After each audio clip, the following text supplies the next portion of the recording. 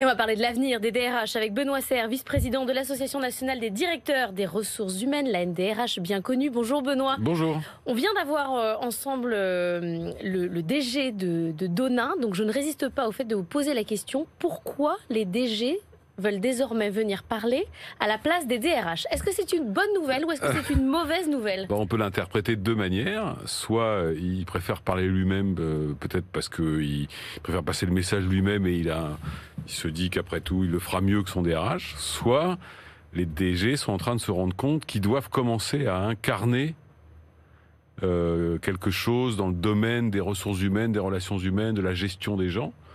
Donc je vois, ça doit être ces deux raisons, mais dans les deux cas, c'est plutôt des bonnes raisons. Mais est-ce que ça ne veut pas dire qu'il prend la place de la parole? Est-ce qu'il n'y a pas là quelque chose de stratégique dans le rôle du DRH qui se joue? En fait, ça dépend des moments dans l'entreprise. Il y a des moments où c'est le DG qui doit parler, parce qu'il embarque la totalité de l'entreprise. Il y a des moments où c'est le DRH, des moments où c'est le directeur financier. Je pense que c'est le moment de l'entreprise qui détermine. C'est pas forcément le profil de l'un ou de l'autre. Et puis, vous avez, comme partout, des DRH qui sont plutôt des communicants et des DRH qui sont pas très à l'aise avec ce sujet-là. Puis, il faut reconnaître, c'est pour ça que la NDRH essaye de travailler sur le sujet, que c'est une fonction qui est mal connue et donc c'est parfois une fonction qui est interprétée à tort d'une certaine manière. Vous savez, même moi, quand je discute avec des gens, ils me disent, mais en fait, ça fait quoi un DRH? Les gens pensent qu'on passe notre temps à recruter ou à licencier, alors qu'évidemment, c'est une palette bien plus large. On l'a d'ailleurs vu pendant le Covid, en fait. Mais alors, il doit faire quoi, le DRH de demain, s'il veut prendre une belle place dans l'entreprise? Je pense que ça, c'est un vrai sujet qui intéresse pour le futur. C'est-à-dire que on a vu pendant cette période que la fonction RH avait repris un peu du poil de la bête, en tout cas était au centre du jeu, pour des raisons évidentes. Le sujet, c'est maintenant, est-ce qu'ils vont y rester au centre du jeu? Moi, je pense qu'il y a plusieurs conditions. La première, c'est sans doute que dans un certain nombre de cas, les DRH adaptent leur posture, qu'ils soient une posture beaucoup plus en amont, beaucoup plus stratégique.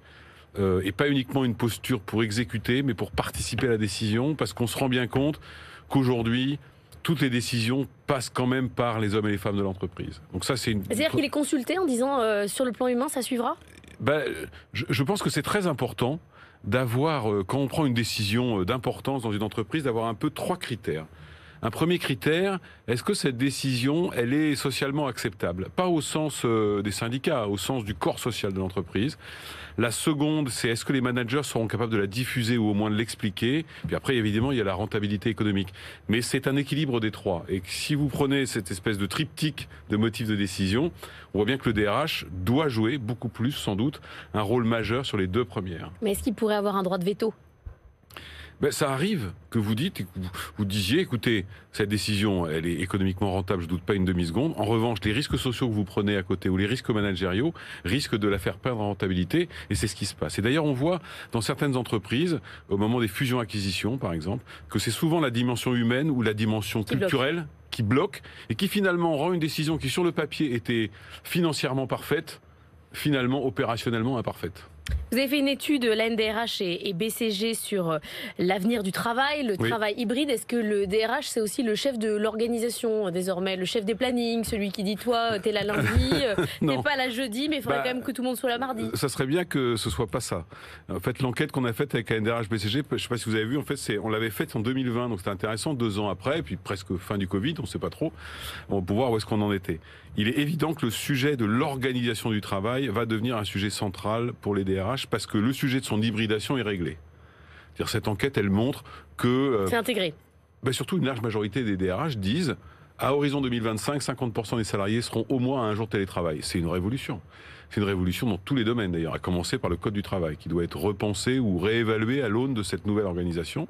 Et puis, ça signifie que dès lors que le travail est hybridé, l'organisation s'hybride. Et là, c'est plus la même règle, parce que ça veut dire que les gens sont pas toujours là, ça veut dire que le management à distance et le management à présence devient la règle, ça veut dire que l'hybridation des organisations, c'est qu'on peut avoir des compétences qui sont à l'extérieur de l'entreprise pendant un certain temps, ça veut dire que l'unité de corps social ne se mesurera plus que par un ciment qui est le sens, l'ambition, l'aventure collective et pas uniquement le lieu et le temps. Il faudra d'ailleurs peut-être se poser la question de comment on calcule le temps de travail, parce que qu'est-ce que ça veut dire quand vous avez 50% de votre équipe qui est pas là? 2 jours ou 3 jours par semaine.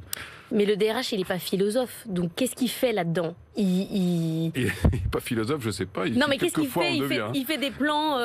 Non, mais je pense que justement, c'est un peu en rapport avec la question que j'avais avant. C'est-à-dire le fait de partir du haut, d'être beaucoup plus en amont, ça signifie qu'est-ce que ça implique en termes de modèle d'organisation dans l'entreprise? Qu'est-ce que ça implique en termes de profil de manager?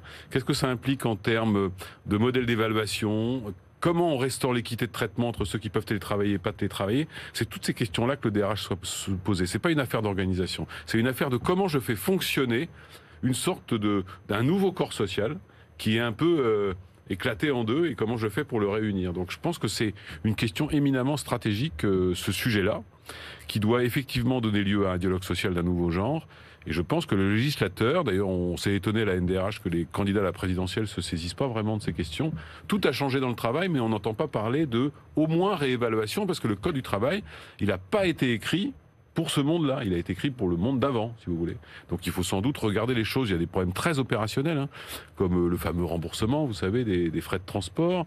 Mais vous avez aussi d'autres choses. C'est comment on comptabilise le temps de travail quand les gens ne sont pas là 2 jours par semaine. Donc il faut réécrire ce code du travail. Il faut se mettre autour d'une table et... Mais je pense qu'en tout cas, il faut le réévaluer, regarder les articles qui concernent la comptabilisation du temps de travail, l'organisation du temps de travail, la liberté... d'organisation entre ceux qui peuvent télétravailler et ceux qui peuvent pas, peut-être les histoires de frais de transport, peut-être la prévention, la question de l'accident du travail aussi. Il faut le regarder au moins. Mais est-on capable aujourd'hui de conserver un socle commun au vu des différentes... Il faut que pour vous le code soit commun. On ne peut pas avoir un code pour ceux qui télétravaillent. Il faut que ça reste commun. Je pense que ça serait le pire du pire.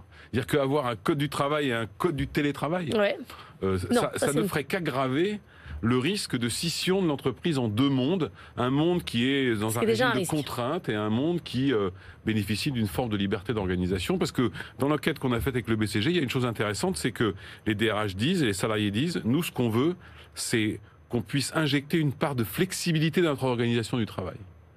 Et ça, c'est presque le plus important. Mais vous n'êtes pas pour non plus aller vers des conventions collectives qui gèrent les entreprises secteur par secteur et un micro-code du travail par non, parce que par entreprise ou par secteur. On s'est rendu compte pendant ces 2 ans de Covid où le dialogue social, il était vraiment au plus près du terrain avec des décisions prises en fonction de l'activité, en fonction de la réalité de l'entreprise, que le dialogue social par le bas, d'une certaine manière, c'est-à-dire sur le terrain, il est bien plus efficace que le dialogue social qui part d'en haut. Ensuite, la deuxième chose, c'est que tout l'enjeu et des DRH, de la législation et des syndicats, d'ailleurs, c'est un jeu à 3, cette affaire-là, c'est quand même de s'assurer que l'entreprise reste unie malgré des différences d'organisation du travail. C'est pour ça que on dit, par exemple, lorsque vous négociez un accord de télétravail, essayez de le faire en parallèle à un accord de qualité de vie au travail pour ceux qui ne sont pas bénéficiaires du télétravail. Sinon, on a un risque d'inéquité qui s'installe. Et dans une entreprise, l'inéquité, c'est quand même le sentiment le plus dévastateur. Pour le premier tour, il n'y aura aucune discussion sur le code du travail. Non. Ça va être un peu court, mais peut-être pour l'entre-deux-tours. On a vu quelques trucs apparaître sur le compte épargne-temps, sur des choses comme ça. Le dividende salarié. Le dividende salarié, c'est des sujets importants. Mais enfin, vraiment, nous, on s'est étonnés. D'ailleurs, j'ai eu l'occasion de l'écrire dans un journal, que d'une certaine manière, tout le monde considère que le travail a changé, son organisation a changé, le monde du travail a changé, les attentes des salariés ont changé, les attentes des candidats ont changé. Et pourtant, personne n'envisage de changer le cadre légal du travail en France. C'est quand même curieux. Ça sera notre défi à nous personnellement. Merci beaucoup Benoît Serre d'être venu nous voir.